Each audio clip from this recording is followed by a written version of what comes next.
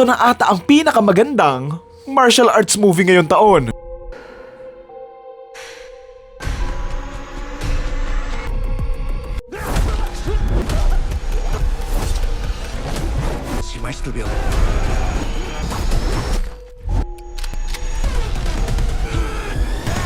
Susundan natin dito ang isang tatay na ginagawa ang lahat para mabuhay yung anak niya. Pero matatakot nga siya nang biglaang kunin ng isang sindikato yung anak niya. Dahil dito, gagamitin nga niya yung talento niya sa pakikipaglaban kung saan hahanapin nga niya yung mga taong kumuha sa anak niya.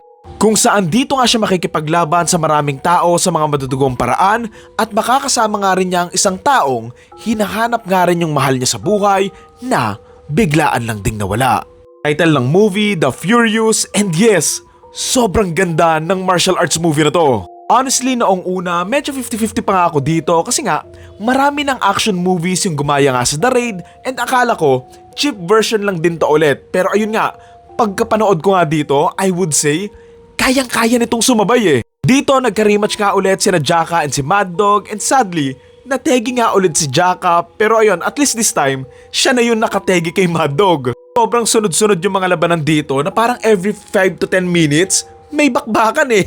Literal na walang hingahan, alam mo yon. And kung meron man, ginagamit nga nila yon to build up yung susunod din na labanan. Kaya ito lang yung napanood ko na nagsimula siyang action thriller, tapos sa may third act pa dulo, naging horror movie. Ang ganda ng labanan doon sa truck, doon sa club, sa yelohan, yung apartment, and syempre yung sa presinto na promise, dito ka lang makakakita ng 2v2 noong una, tapos naging 2v3, 1v1, basta lahat na eh.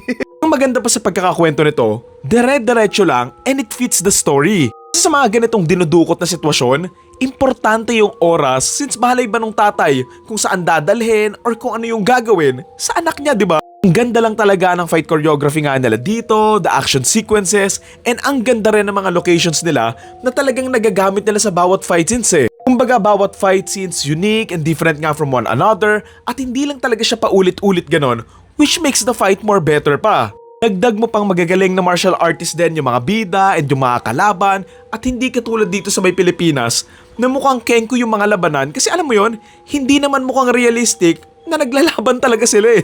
Again, ang galing nga ng bida dito pero gusto ko rin purihin talaga itong si Naveen tsaka nga yung namamana kasi ang galing nung one-on-one nila eh. Ang favorite fight scene ko doon sa The Raid, yung labanan nila and pati dito, sa kanila pa rin. I'll admit noong una, hindi ako na-impress doon sa fight choreography nga nila, particularly nga yung sa may opening and medyo lang din doon sa may club na fight scene pero doon sa yelohan hanggang sa dulo, ayun yung grabe talaga yung pagkaka-choreograph eh. Sure if mas nag-focus lang ba talaga sila doon sa second half and mas pinagplanuhan nga nila kaysa nga doon sa mga nauna pero ayun lang talaga, mas effective lang din talaga sa akin yung fight scenes pa doon nga sa may padulo na. Sabi din pala yung isang kalaban na boss dito, yung tinegi nga niya yung mga matatanda at saka nga yung police and yung asawa nga niyang buntis. Grabe yung gust ng mga tao doon eh, gulat na gulat talaga. Again, sobrang ganda ng labanan nga nila doon sa may presinto and sobrang kudos syempre doon sa mga actors, sa stuntman, sa choreographer, director, cinematographer, and everyone kasi lahat nagtugma-tugma and ang ganda lang talaga ng kinalabasan. Sobrang nakakatakot din pala yung namamana nga doon sa presinto kasi grabe lang talaga siya, inubos na halos lahat eh. What I love pa sa movie na to, bukod sa na-execute naman nila mostly nga ng mga labanan nga nila dito, simple and effective naman din yung kwento na isang tatay na mahal yung anak niya na gagawin ng lahat para maligtas yung anak niya. Kumbaga, ayun pa lang, gusto mo nang panoorin to eh. Kumbaga, ayun pa lang yung sinasabi sa iyo ng kaibigan mo, sasabihin mo na agad, uli ka na, panoorin na natin. Medyo natatawa din pala ako nung napanood nga namin to doon sa early screening kasi nga, akala ko noong una nasa Pilipinas sila kasi nagtatagalog yung ibang mga characters eh. Sobrang late nag-sink in sa akin na dinadub lang pala talaga nila yung mga taong nakatira nga sa lugar kung saan nga ito ginanap kasi siguro nakadepende nga rin sa lugar kung saan ito ipapalabas. Technically yung binakabida nga dito Chinese and yung isa nga ata Indonesian tapos nasa ibang lugar pa nga sila. So siguro ang ginawa nila para lang hindi lang puro subtitles, yung the rest binabago or dinadub nga nila katulad nga nung sa Pilipinas, pinalabas sa Pilipinas. So yung kung saan yung lugar nila, ginawa na lang nilang parang Pilipinas. Balik tayo doon sa movie, sobrang nalungkot ako nung nategi nga rin si Naveen nga doon sa dulo, pero sa bagay at least magkakasama na nga sila and napagiganti naman din niya yung taong mahal niya. Interesting choice nga rin yung nangyari nga doon sa boss sa dulo. Biglaan nga lang siyang nawala sa sarili and natigok kasi siguro nga masyado nang malakas or malala yung tama nga niya doon sa ulo. Tapos, late lang talaga lumabas yung epekto. Iniisip ko pa nga nun, ano yun? Lalabanan ng dalawang bata, yung isang lalaking tumegi ng maraming tao. Naku po, plot armor na lang pag-asa nila. Add ko lang din pala, medyo cheesy lang yung kakampingan ng mga pulis, yung mga sindikato na medyo ilang beses na kasing nagawa eh. Cheesy lang nung hindi nga tinutulungan ng mga pulis yung mga bata noong una kasi nga pinipigilan nga sila nung bayaran nga nilang chief.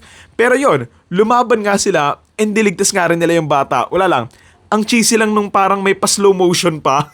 Ewan ko kung ako lang ba, pero medyo nararamihan ako sa mga kalaban na I know it's obvious na ginawa nga nila yon para nga mas maraming fight scenes and to be fair magagandang villains naman sila. Pero kasi ang masamang naging epekto lang nun, hindi na sila masyadong napapag-focusan and sayang lang din kasi mas okay sana kung sino yung mga nakakalaban doon sa umpisa, ayun din yung nakakalaban or pinapakita hanggang sa dulo. Katulad doon sa namamana and yung sa boss nga niya, magagandang villain sana sila eh. Pero ayun nga, sa dulo lang sila, nagpakita and talagang ginamit. Villains or the antagonists could have been written more better na hindi lang sila labas-pasok nga doon sa story since maganda sana silang mga villains eh.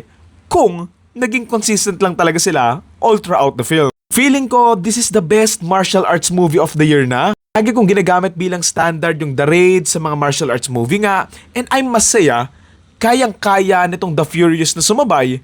And in some aspect, meron din silang nagawang bago. So yun, again, ang title ng movie ay The Furious and ang torta rating ko for this film ay 8 out of 10.